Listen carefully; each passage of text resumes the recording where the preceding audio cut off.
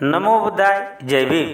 मित्र हो, मागील भागामध्ये आपण भगवान बुद्ध आणि त्यांचा धम्म चतुर्थ खंड धर्म आणि धम्म यामधील भाग तिसरा बौद्ध जीवन मार्ग यामधील मनुष्य मन आणि मनोमन याचे आपण वाचन श्रवण आणि मनन केले होते. त्याचप्रमाणे आजच्या भागामध्ये भगवान बुद्ध आणि त्यांचा धम्म चतुर्थ खंड धर्म आणि धम्म यामधील भाग तिसरा बौद्ध जीवन मार्ग यामधील आपण आणि आत्मविजय याचे वाचन श्रवण आणि मनन आपण करणार आहोत.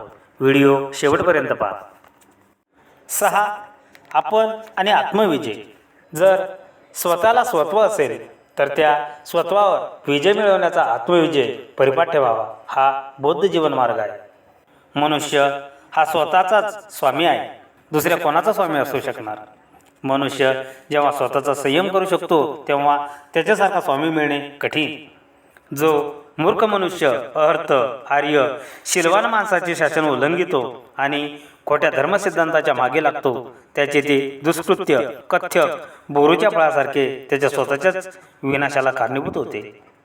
आपणच पाप करतो आणि आपणच त्यामुळे मलिन होतो. आपणच पापाचा त्याग करतो. आपणच आपणाला शुद्ध करू शकतो. शुद्धी आणि अशुद्धी ह्या स्वतःवरच अवलंबून असतात. कोणी दुसऱ्याला शुद्ध करू शकत नाही. जो केवळ सुखोपभोगासाठी हपापलेला आहे तो असंयमित खादाळ आळशी आणि दुबळा आहे.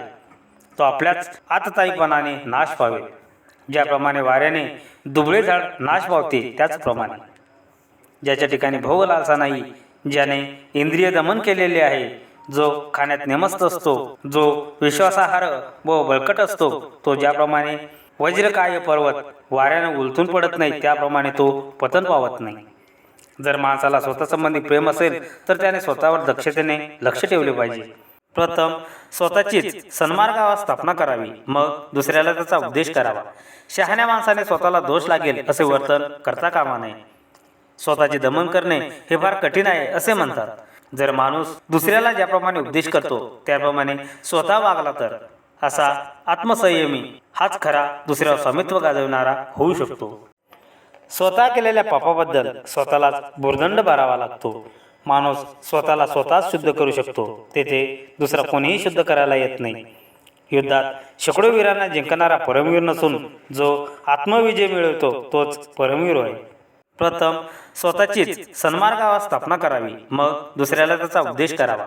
शहाण्या माणसाने स्वतःला दोष लागेल असे वर्तन करता कामा नये. स्वतःचे दमन करणे हे फार कठीण आहे असे म्हणतात. जर माणूस दुसऱ्याला ज्याप्रमाणे उपदेश करतो त्याप्रमाणे स्वतः वागला तर असा आत्मसंयमी हाच खरा दुसऱ्यावर स्वामित्व गाजवणारा होऊ शकतो. मनुष्य हा स्वतःच संरक्षक असतो. त्याला दुसरा कोण संरक्षक असणार. जो स्वतःचे रक्षण करू शकतो त्याला स्वतःसारखा दुसरा संरक्षक मिळणे दुर्लभ आहे. जर माणसाला स्वतःसंबंधी प्रेम असेल तर त्याने स्वतःवर दक्षतेने लक्ष ठेवले पाहिजे.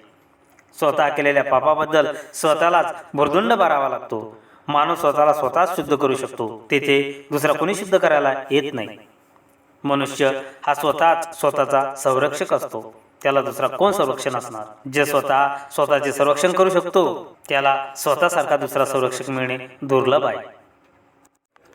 मित्र हो, भगवान बुद्ध आणि त्यांचा धम्म चतुर्थ खंड धर्म आणि धम्म यामधील भाग तिसरा बौद्ध जीवन मार्ग यामधील आपण आणि आत्मविजय याचे आपण वाचन श्रवण आणि मनन केले आहे.